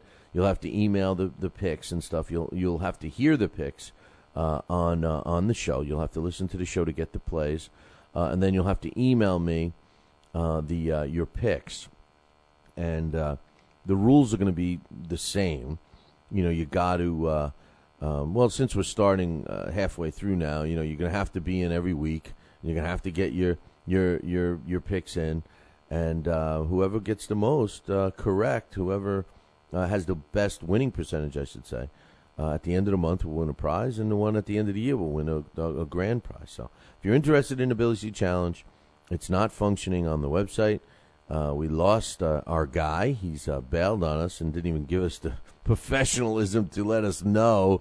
But, he ran into some issues, I guess, with the site. And it's a shame because Simon did a great job. I mean, I'm really going to miss it because he really put a lot of time and effort in it. And I appreciate it a lot. And as a matter of fact, I can't do as great as a job as Simon Bosinista did. And he's definitely missed. I'm just a little disappointed that he didn't have the professionalism to even respond to any of us. I know that I got many emails from people that were telling me that, hey, what happened to Simon? I'm emailing him. He's not responding. He disappeared, man. As long as everything's okay, if the kid's okay, and he just didn't want to respond because he just got sick of it, and that's what happens. Excuse me, that's what happens. Everybody's intention is good. But, when you start to do something like that, and even though it wasn't, a huge number of people, it's work. And, he's got a life. So, anyway, just a shout-out to Simon. I appreciate it. But, damn it, you should have called and told us it was over. Star Boxing, you heard me mention about their event on May 18th. It's one of a couple. He's got another one going on, which is a black tie. They call it a black tie special. It's at Russo's on the Bay. It's in Howard Beach, which is Long Island. And they have the one in Albany, which is also coming on. And then on Cinco de Mayo, May 5th, they have a fight that's going on with Demetrius Andrade.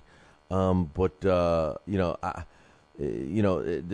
thing is one of the fun parts about that show is that they're going to show the Mayweather Cotto fight too, which is going to be good. So we'll see what happens with that. So they got 3 shows back to back to back.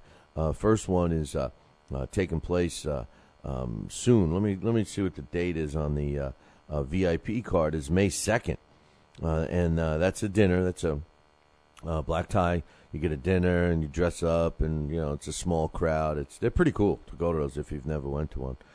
Vinny Matalone is the main event, which is have a nice dinner, have a nice quiet crowd, and then throw Vinny Matalone in the ring. Vinny's like old time fighter. A rock'em sock'em robot. Nothing. I mean, he doesn't have the skill, the finesse of a polished boxer. He just likes to brawl. Not that I don't appreciate skill in polished boxers, but I love to have a little rock'em sock'em robot sprinkled in a little bit. So, and Chris Covell is his opponent, which is a pretty good guy, pretty tough guy.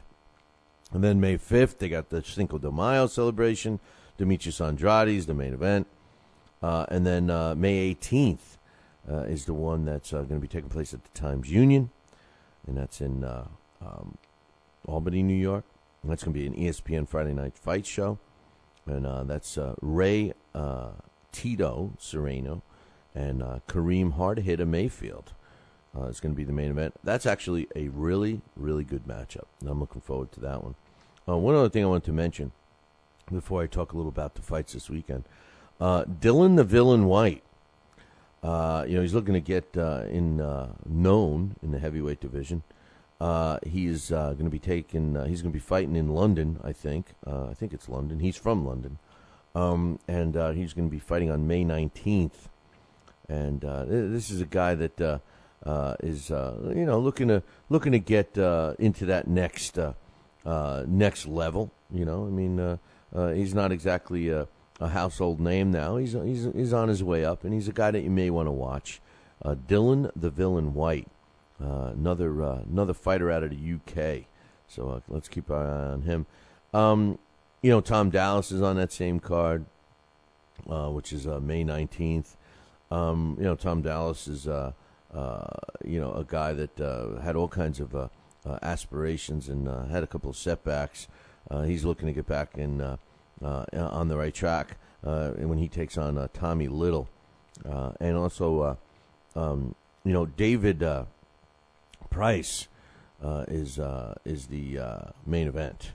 And he's taking on Sam Sexton, and the title that's going to be on the line is the vacant British and Commonwealth heavyweight title. So there's two. So anyway, Dylan the Villain White is 5-0. So keep an eye on him, all right?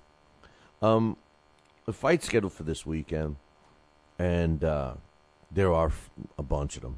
And, you heard it all from Daxx. But Adonis Stevenson against Noel Gonzalez, I like the fight. Noel Gonzalez is a good opponent. And maybe he's not even an opponent, Maybe he feels that, Adonis Stevenson should be the opponent. Problem is it's up in Montreal, so. It's going to be a good matchup, and I'm looking forward to that one. And that's going to happen tomorrow night, as a matter of fact. So I'll be watching that at the Halftime Bar and Grill. Showtime tomorrow night, which in case you missed the announcement earlier in the show, they're going to show the complete undercard on Showtime Extreme leading up to the fight on Saturday, which is pretty cool. On the fight Friday night, Jermaine Taylor against Caleb Truax. Truax has been on this show. He's undefeated. Hasn't fought anybody like Jermaine Taylor. I'm telling you that Jermaine Taylor and Kelly Pavlik are going to be fighting each other again. All right? I'm telling you that they're going to. If you don't think that the announcement of Kelly Pavlik fighting the kid from wherever on ESPN isn't an indicator, and Jermaine Taylor fighting Caleb Truax, who's an undefeated fighter, they're both looking at the records, and they're both trying to, shove down our throats that they're both quality opposition. If you can't see that this is a stepping stone to put them in against each other again, I don't know. And I'd be shocked if it doesn't happen.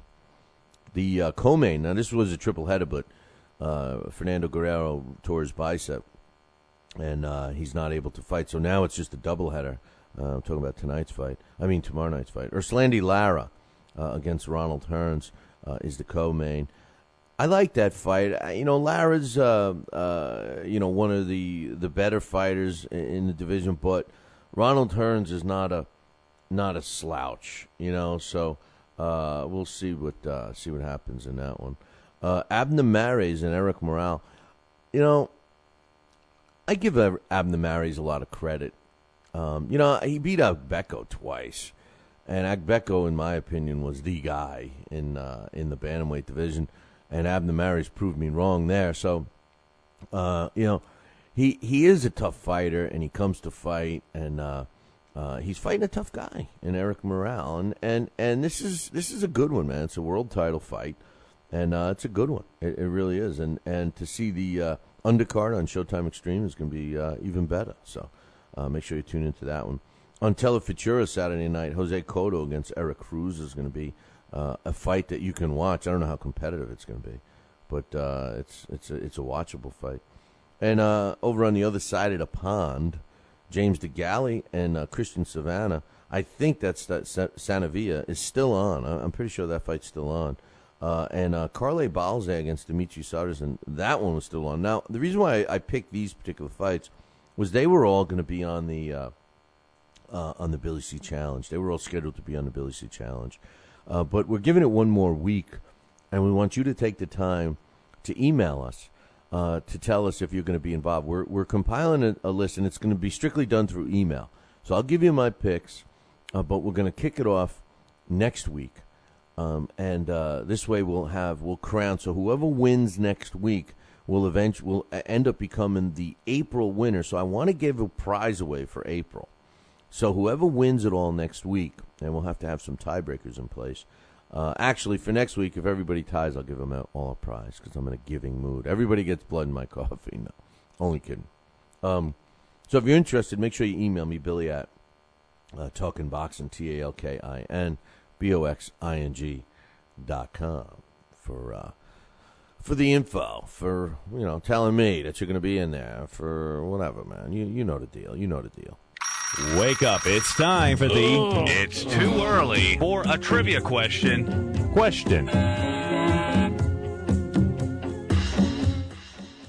Well, today's It's Too Early for a Trivia Question is being sponsored by Star Boxing and the May 18th event, Raymond Serrano against Kareem Mayfield, which is going to be taking place at the Albany Times-Union. It's an ESPN show, and you can get tickets right here on the Talking Boxing with Billy C radio show. We're going to be giving some tickets away. We're also have some stuff going on up at the Halftime Barn Grill in South Glens Falls that you should get involved in. Or you could just go buy tickets yourself right now. You can go visit the website, www.billycboxing.com, and click the fight poster. It's right there on the front. Can't miss it. Click that. That'll take you right to the page you need to be, and you will be able to get some tickets. Make sure you tell them Billy C sent you, and that you want the Billy C discount. Now, what's on the line today for our It's Too Early for a Trivia Question is, and these guys are making fun of me with the blood in my coffee book, but this Evander book we have a lot of too, and I think we're down to like 3 copies of this one, and fear not, Murph, we still got about 6 copies of the blood in my coffee, but this is called The Holyfield Way. It was written by James Thomas II. It's actually my favorite Holyfield book. I read it and I liked it because I felt that it was given to us as the reader in a non-biased way, even though that this guy, in a sense, you can interpret the book that interpret what he's saying in a book that Evander fired him and everything, and maybe he's exposing some stuff, but the reasons why, at least by the book, this was one of the guys that had informed Holyfield that he should hang him up, and Holyfield said no. And the end result is this book came out. So now the funny thing about it is that Evander Holyfield inserts a commentary himself, written by himself. So it's in this book, courtesy of PrizeFightingBooks.com, and it can be yours if you get this question correct. Who won the most fights from 1930 through 1939. Actually, it's not who won the most fights. Who fought the most fights? Who fought in the most fights from 1930 to 1939? That's the question. I said one. That's not correct. Who fought the most fights from 1930 to 1939? Who fought the most fights from 1930 to 1939? If you know that answer, email me, Billy at talkinboxing, TalkinBoxing.com. Who fought the most fights between 1930 and 1939? If you know this answer, email me, Billy at talkinboxing, TalkinBoxing.com. And by the way, I know that some of you, watch the show live, watch it from other vehicles, different sources or what have you. And I know there's ways of communicating with us, but because of the nature of prizes and being the first one, the only way you can submit an answer to these trivia questions is through the email. So even if you're listening to the show a day behind, I advise you to answer it if you know the answer, because you could still be the first one. We base it on a timestamp from the email. So if it's a tie, and we've had winners in the past that have won literally by a minute. So who won the most fights between 1930 and 1939? Email me, Billy at talkinboxing, TalkinBoxing.com. This day in boxing history. And finally, this day in boxing history is being brought to us by Campanaro and Tomkovich. If you need a lawyer, use the ones that keep me out of trouble, and that's Campanaro and Tomkovich. Give them a call today, 845-221-4099. That's 845-221-4099. Tell them Billy C sent you, and tell them Billy C said I'll pick up the consultation fee. That's it, man. It's going to cost you nothing. Go in there, tell them your problem, and they'll knock it out. Huh? You like my little catchphrase? Campanaro and Tomkovich, 845-221-4099. On this day, April 19th, way back in 2002. It sounds like yesterday, but it's already 10 years if you think about it. On this day, April 19, 2002, Johnny Breedall knocks out Eddie Moya in the 9th round to win the WBA World Bantamweight title. And that took place on this day, April 19th in 2002 in Copenhagen. That's what happened, man. Hey, that concludes our show for today. Just don't forget our schedule and what's going on there. We'll be back on Monday morning. So, I got this to say.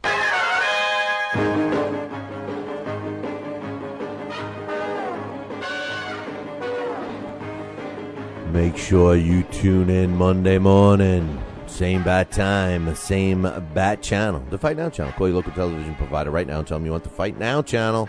It's that simple. Pick up the phone and call them. All the information about the channel can be found on their website, www.fightnow.com. See you all Monday. Ciao, baby.